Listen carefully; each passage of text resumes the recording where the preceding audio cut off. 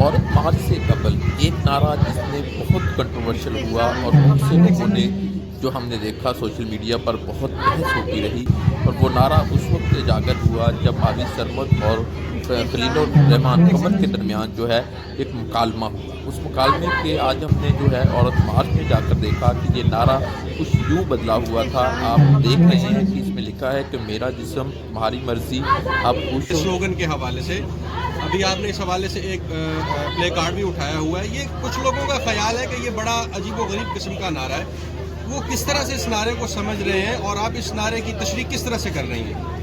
یہ جو نعرہ پچھلے سال آیا تھا، نعرہ ایک پلے کارڈ لگا تھا، اس پر وہ جب ہم کہتے ہیں میرا جسم میری مرضی، اس کا مطلب ہے کہ میری خود مختاری، کہ میں ڈیسیشن لوں گی، میں اپنے حق کے لیے، اپنے حقوق کے لیے، اپنے جو میری زندگی ہے میں خود اس کے فیصلے کرنا چاہ رہی ہوں۔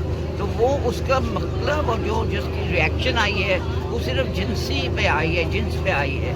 تو وہ ان کا سمجھ رہے ہیں کہ ہمارا جو کہنا کہ میرا جسم میری مرضی، کہ ہم کل جا کے لونڈیاں بن جائیں گے یا کچھ اس قسم کی چیزیں ہو جائیں گی۔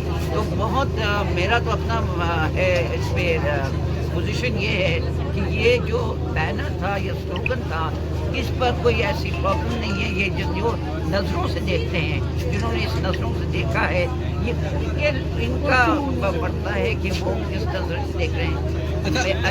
یہ میرا جو ہے، جو میں نے یہ کیا ہے، میں نے کہا کہ اتنا آپ نے اختلاف کیا ہے، اتنا آپ بولے ہیں اس پر، تو یہ ہے کہ چلو میں جواب میرا جسم تمہاری مرضی، اب خوش ہو گئے ہو۔